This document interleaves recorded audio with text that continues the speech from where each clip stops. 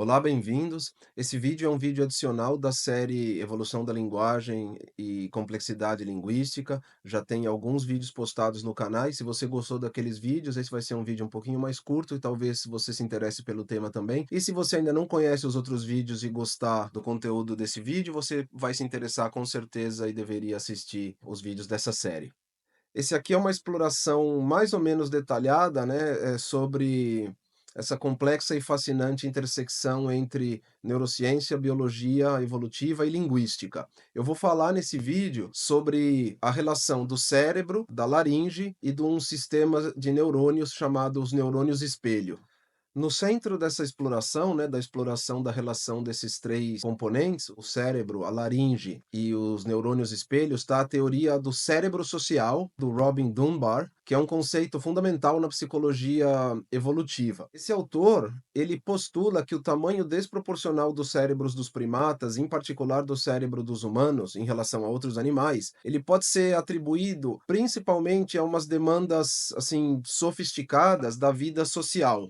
Ele afirma que o cérebro humano, ele é muito custoso em termos metabólicos. Ele consome 20% da energia total do nosso corpo, apesar dele representar só mais ou menos 2% do nosso peso corporal. Então a justificativa evolutiva para esse investimento tão custoso, ela reside nas capacidades cognitivas que são necessárias para manterem redes sociais cada vez mais complexas. No último vídeo da evolução da linguagem, eu já comentei sobre esse aspecto do desenvolvimento dos grupos, né, das atividades em conjuntas e como elas serviram como uma pressão e contribuíram para o aparecimento da linguagem. Essa noção, ela está encapsulada na hipótese do chamado cérebro social. Essa hipótese, ela argumenta que a expansão do neocórtex, né, uma região criticamente envolvida em funções de ordem superior, uma região do cérebro que tem a ver com o controle voluntário, com a cognição social completa, ela estaria intimamente correlacionada com o tamanho dos grupos sociais.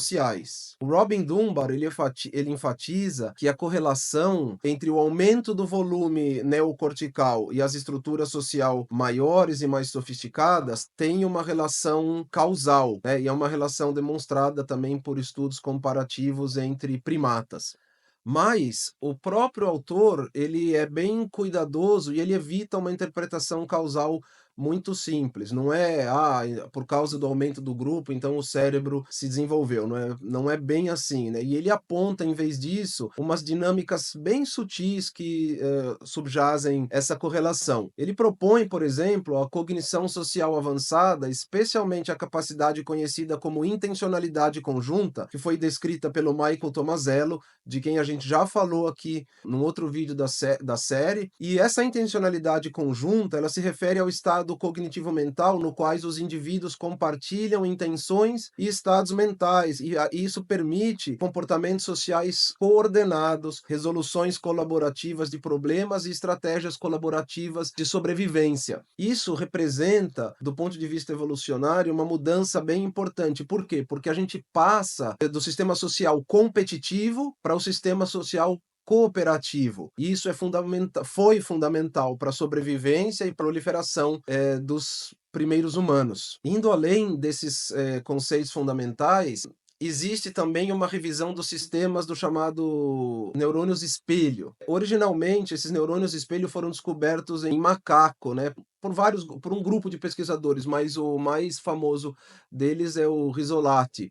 Esses neurônios, eles se ativam de maneira única, tanto durante a realização quanto durante a observação de ações específicas, como, por exemplo, pegar um objeto. A descoberta inicial desses neurônios, ela reformulou profundamente a nossa compreensão sobre a imitação, a cognição social e a plasticidade neural. Esse sistema, né, humano dos neurônios espelhos, eles têm propriedades que são semelhantes, particularmente localizadas próximos à área de Broca, que é uma região do cérebro historicamente associada à produção da linguagem. A gente também já falou um pouco da área de Broca num dos vídeos da série. No entanto, as pesquisas de neuroimagem, elas revelam um repertório funcional bem mais amplo da área de Broca do que só a linguagem. Ela se estende para outras capacidades, por exemplo, como ações motoras e gestos em geral, indicando aquilo que hoje é praticamente consenso de que a origem origem da linguagem, ela é multimodal, né, ela não está só associada à fala ou só ao gesto, ela está associada a uma série de elementos. E esse papel ampliado, ele sugere que os sistemas de neurônio espelho desempenham uma parte crítica na imitação, que é tão importante, né, nas tarefas conjuntas,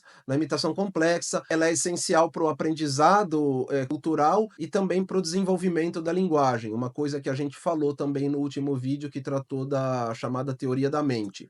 Então, quando a gente aborda especificamente as origens e a evolução da linguagem, se propõe uma abordagem multimodal. Num determinado ponto, ela foi uma novidade, mas hoje ela é praticamente consensual. Ou seja, em vez de evoluir estritamente a partir dos sistemas vocais ou só dos gestos de forma independente, a linguagem provavelmente surgiu a partir de uma integração dinâmica de gestos, expressões faciais e vocalizações. Essa hipótese, né, da multimodalidade, ela está bem alinhada com os estudos recentes que mostram que a comunicação humana primitiva provavelmente ela era caracterizada por sinais multimodais que se desenvolveram progressivamente em estruturas simbólicas e com uma certa sofisticação ao longo das escalas de tempo evolutivas, né? As evidências que a gente tem para a capacidade da fala em relação àquilo que se sugeria antes já não se sustenta, porque as evidências paleoantropológicas, né, dos fósseis, elas indicam que já espécies como uma espécie como o Homo erectus, por exemplo, já possuía características anatômicas que permitiam certas capacidades, vamos dizer assim, primitivas de fala. O Homo erectus, por exemplo, eles eram capazes de produzir uma gama de vocalizações, ela era com certeza menos clara,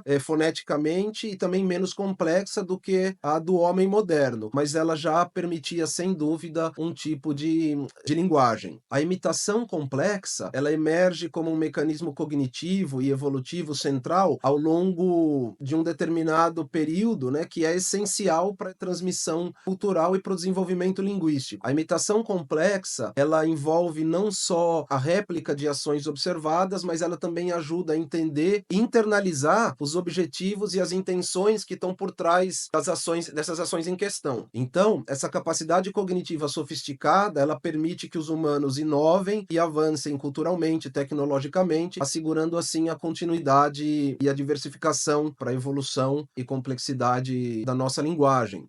Essas poucas informações que eu acabei de passar, elas ilustram de maneira mais ou menos meticulosa, né, que certas pressões evolutivas moldaram o cérebro humano de maneira única e estabeleceram a base neural para a cognição social avançada, para as capacidades linguísticas tão sofisticadas como a gente tem e para os comportamentos culturais tão complexos como aqueles que estão presentes na nossa espécie. A convergência do desenvolvimento neurológico, das adaptações anatômicas e dos aprimoramentos cognitivos, eles ressaltam essa jornada profunda evolutiva que define a singularidade, a complexidade social humanas. Até a próxima.